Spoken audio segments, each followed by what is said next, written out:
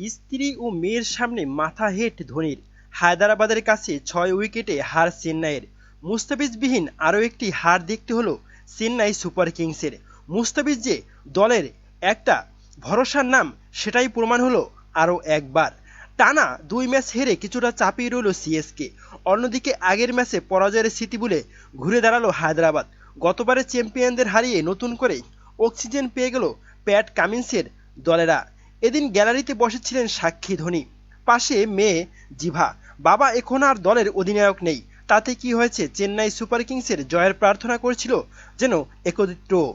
পারলেন না মহেন্দ্র সিং ধোনি, ব্যাটে কিছু করে দেখানোর সুযোগ পাননি। মাত্র ২ বলে খেলেন, ১ রানে অপরাজিত ছিলেন।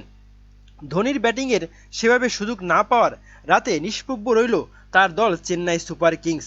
সানরাইজ হায়দরাবাদের কাছে ৬ উইকেটের ম্যাচ হারল সিএসকে। টানা ম্যাচ হেরে কিছুটা চাপিয়ে রইল সিএসকে। অন্যদিকে আগের ম্যাচের পরাজয়ের স্মৃতি ভুলে ঘুরে দাঁড়ালো হায়দরাবাদ। গতবারের চ্যাম্পিয়নদের হারিয়ে নতুন করে অক্সিজেন পেয়ে গেল প্যাট কামিন্সের দলেরা। আইপিএলে সানরাইজ হায়দরাবাদ বনাম চেন্নাই সুপার কিংসের দৈরথ্যকে বলা হয় দক্ষিণের ডার্বি।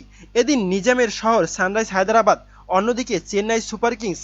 তবে শুক্রবার এই ম্যাচকে ঘিরে আলাদা উন্মাদনা তৈরি হয়েছিল, কারণ বছরের এই একটা সময় ব্যাট হাতে দেখা মেলে ধোনির। আন্তর্জাতিক ক্রিকেটকে বিদায় জানালেও আইপিএলে এখনও খেলে চলছেন মহেন্দ্র সিং ধোনি। গোটা বিশ্বে ছড়িয়ে থাকা তার অসংখ্য অনুরাগী ও ভক্ত মুখিয়ে থাকেন সিএসকের জার্সিতে। ব্যাট হাতে কি ম্যাজিক দেখাবেন মাহি? শুক্রবার অবশ্য ধোনির নামলেন যখন চেন্নাই সুপার কিংস ইনিংসের মাত্র ৩ বল বাকি, তবু থালাতে নিয়ে উন্মাদনা। গ্যালারি চিৎকার শুরু করলো, প্ল্যাকার্ডে তুলে ধরা হলো অভি না যাও ছোটকে ইয়ে দিল অভি ভরা নহি। সঙ্গে মোবাইল ফোনের ফ্ল্যাশ বাল্ব জ্বলে উঠল। ধোনি খেললেন মাত্র ২ বল, ১ রান করে অপরাজিত রইলেন। সিএসকে জার্সিতে ঝল তুললেন একমাত্র শিবম মাভি ২৪ বলে ৪৫ রান করলেন তিনি। প্রথমে ব্যাট করে চেন্নাই সুপার কিংস আটকে গিয়েছিল ১৬৫ রানে ৫ উইকেট হারিয়ে। জবাবে ব্যাট করতে নেমে অভিষেক শর্মা ও ট্র্যাভিস হেডের ব্যাটে ঝড়ে মাত্র ১৬ বলে ৪৬ রান তুলে ফেলেছিল হায়দরাবাদ।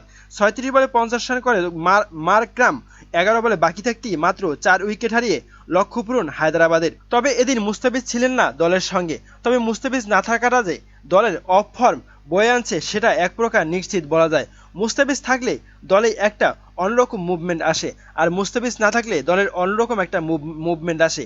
আর এটি প্রমাণ করে যে মুস্তাফিজ দলের জন্য কতটা গুরুত্বপূর্ণ। প্রিয় দর্শক, এবারের আসনে সিএসকে এবং মুস্তাফিজুর রহমান কতটা সাবলীল, এ বিষয়ে আপনার মতামত কি জানাতে পারেন কমেন্ট করে কমেন্ট বক্সে। ধন্যবাদ।